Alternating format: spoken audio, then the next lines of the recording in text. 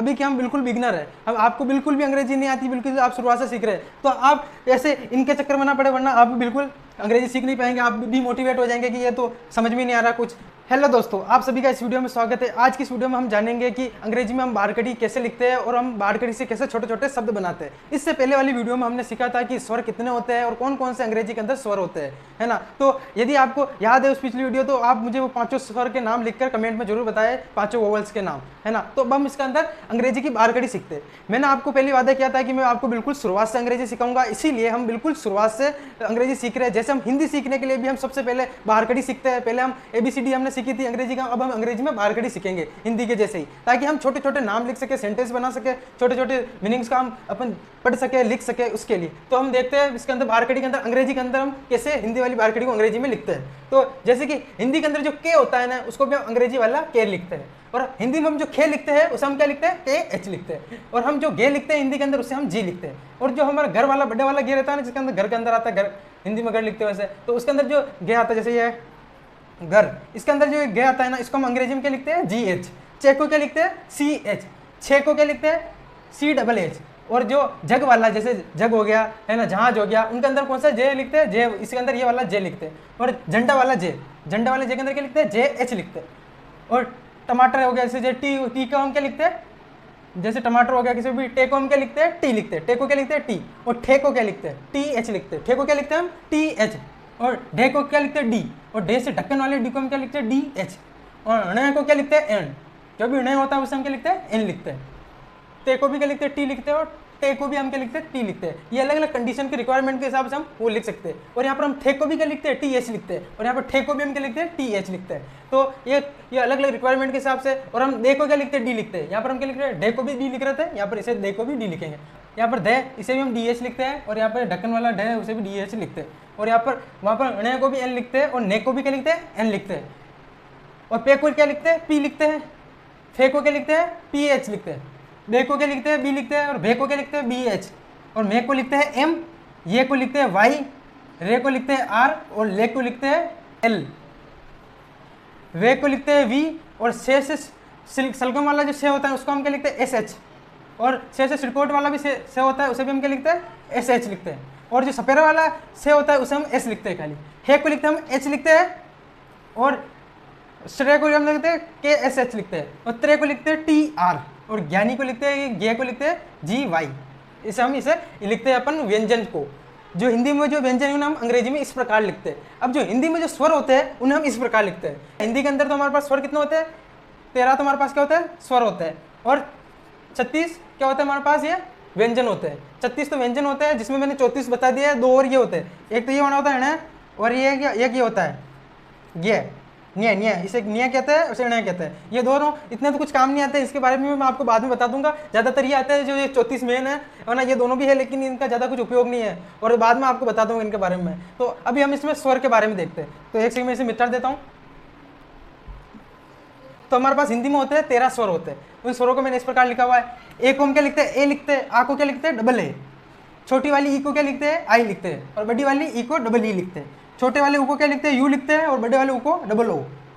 और री से ऋषि, ये री से ऋषि को हम स्वर के अंदर तो लिखते हैं, लेकिन जब हम बारकड़ी बनाते हैं तब इसके लिए री से ऋषि का उपयोग नहीं होता है। वहाँ पर हमारे सिर्फ 12 अक्षरों की बारकड़ी बनती है। वहाँ पर ये री से ऋषि वहाँ पर काउंट नहीं होता है। समझ में आया आपको। स्वर हिंदी में 13 होते हैं, लेकिन बारकड़ी में हमेशा हम 12 का उपयोग करते हैं, इसका हम उपयोग नहीं करते।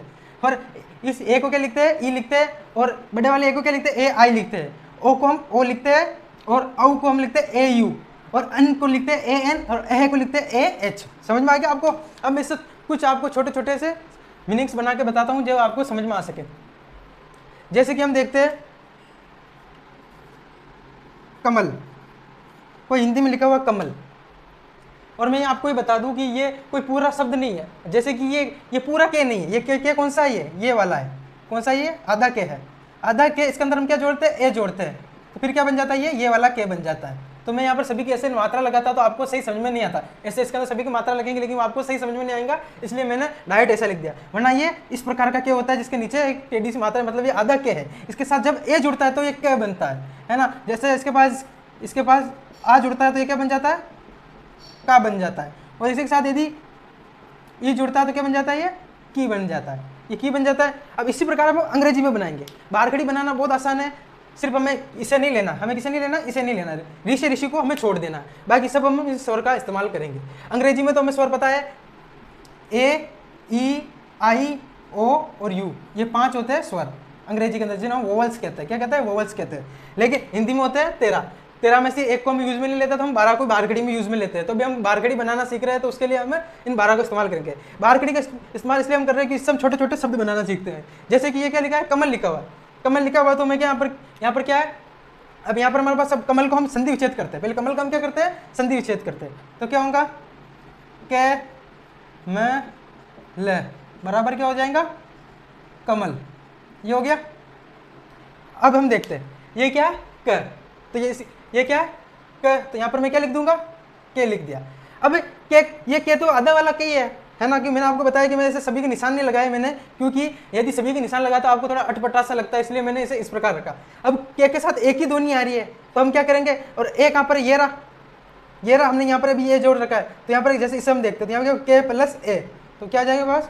ये वाला क्या बन जाएगा? ये दोनों एक ही सेंटेंस है, ये हिंदी वाला है, ये अंग्रेजी वाला। तो हमारे पास क्या आ गया? अब मैं, तो हमारे पास क्या है? ये आधा में है प्लस ए, तो क्या हो जाएगा? ये वाला मैं बन जाएगा। तो इसे मैं को हम क्या लिखते हैं? यहाँ पर देखिए एम लिखते हैं। क्या लिखते हैं? एम लिखते हैं। तो मैंने यहाँ पर क्या लिख दिया? एम प्लस ए को क्या लिखते हैं हम? ए लिखते हैं। तो यहाँ पर ए, तो क्या एम ए हो गया। क्या हो गया? M A. तो यहाँ पर क्या लिख दूंगा मैं? एम ए प्लस, अब क्या? एल, ले कहाँ पर है? ये रहा ले को हम क्या लिखते हैं? एल लिखते हैं। एल यहाँ पर लिख दिया। अभी लास्ट में कोई भी स्वर होता है ना, वो स्लो हो जाता है। स्लो हो जाता है, वहाँ पर एक ही ध्वनि नहीं आती है। कोई भी नाम हो, कमल बोल दिया, रतन बोल दिया, कोई भी नाम हो, रमेश, लास्ट का जो स्वर होता है उसके अंदर हम क्या यहाँ पर ए नहीं लगाते। यदि मैं ये क्या कर दूँ तो कमला हो जाएगा। क्या हो जाएगा? कमला हो जाएगा। हमें क्या कमल करना है सिर्फ, तो यहाँ पर क्या आएगा? सिर्फ लास्ट में एल ही आएगा। तो इसे हम कैसे लिखेंगे अब? तो क्या हो जाएगा? कमल। क्या हो जाएगा? कमल। तो हमारे पास ये क्या बन गया? छोटा सा मीनिंग बन गया कमल। इसी प्रकार आप छोटे छोटे नाम लिख सकते हैं। जैसे कि मैं एक और बताता हूँ आपको। यदि किसी का नाम हो गया रमेश, हो गया, क्या हो गया? रमेश। किसी का नाम क्या है? रमेश है, तो हम कैसे लिखेंगे? रे आर, रे कहाँ पर? ये रहा, रे की जगह हम क्या लिखेंगे? आर लिखेंगे। हमने ये आर लिख दिया, और ये पूरा रे, ये तो क्या है? आधा रे, हमें पूरा रे चाहिए, तो उसके अंदर क्या होता है? ए जोड़ते हैं, तो क्या होगा? आर ए आ जाएगा। क्या आ गया? यहाँ पर ए आ गया प्लस मैं कहाँ पर है? ये रहा मैं का क्या है? एम आ गया, एम आ गया। अब इसके मात्रा कौन सी लगी हुई? एक ही मात्रा है, ये तो आपने पढ़ी होंगी, ये मात्रा है तो आपने पढ़ी होंगी। ये एक ही मात्रा है, ये छोटी ई की मात्रा है, ऐसे आपने मात्राएं तो पढ़ी होंगी। तो यहाँ पर क्या है? मैं के ऊपर ये वाली मात्रा है, इसके अंदर जो मात्रा यूज हुई है ए वाली, ये मात्रा है। इसके अंदर हमने क्या लिखा? ई लिखा हुआ है। तो क्या आ जाएंगे यहाँ पर? एम ई प्लस से कौन सा अपने इस्तेमाल हो रहा है? से सलगम वाला। तो ये से सलगम वाले में क्या आ रहा है अपने पास? एस एच आ रहा है। क्या आ रहा है? S H. तो यहाँ पर क्या लिखेंगे? S H. अब इस पूरे नाम को मैं लिखता हूँ, तो R A M E S H. क्या बन गया? रमेश बन गया। और एक चीज़ मैं आपको बता दूं कि ये बहुत सी जगह काम भी नहीं करता है, बहुत सी जगह पे ये बारखड़ी काम नहीं करती है। उसके लिए हम बाद में सीखेंगे, अभी आप बिल्कुल बेसिक सीख रहे हैं, तो अभी आप ऐसे ही बनाइए। क्योंकि बहुत सी जगहों पे, जैसे कि अभी मैं आपको एक मीनिंग बताता हूँ, SUN है ना। अब यदि मैं इस मीनिंग को, ये तो सन की मीनिंग है, इसे हम क्या पढ़ते हैं? सन। लेकिन इसका यदि हम बारखड़ी के हिसाब से पढ़े इसे, तो क्या होगा? सुन हो जाएंगे। क्या हो जाएगा? सुन। कैसे? एस तो ये हो गया हमारे, एस तो क्या हमारे पास आ गया? से आ गया, तो हमने ये से लिख दिया, है ना, से लिख दिया प्लस यू हमारे पास बारखड़ी में कहता है ऊ का आता है, किसका आता है? ऊ का, प्लस एन का उसका आता है, एन किसका आता है? ये ने का आता है। तो क्या हो जाएगा? ये सुन हो जाएगा। क्या हो जाएगा? सुन हो जाएगा। सुन, लेकिन ये गलत है, सन पढ़ते हैं हम, इसे क्या पढ़ते हैं? सन। और ऐसे पुत्र की मीनिंग होती है SON, है ना, ऐसे पुत्र की मीनिंग होती है SON, है ना। तो इसके अंदर भी तो सोन हो गया, लेकिन ये कई जगहों पर काम नहीं करता है। इसके बारे में हम आगे पढ़ेंगे। अभी क्या हम बिल्कुल बिगनर है, अब आपको बिल्कुल भी अंग्रेजी नहीं आती, बिल्कुल आप शुरुआत से सीख रहे हैं, तो आप ऐसे इनके चक्कर में ना पड़े, वरना आप बिल्कुल अंग्रेजी सीख नहीं पाएंगे। आप डीमोटिवेट हो जाएंगे कि ये तो समझ में नहीं आ रहा कुछ। तो आप ऐसे छोटे छोटे शब्द बना के दिए, जैसे कि ये रमेश हो गया। अब जैसे रतन, तो यहाँ पर क्या रे इसमें अपन देखते हैं किसके अंदर आता है? ये रहा रे की जगह हम क्या लिखते हैं? आर लिखते हैं।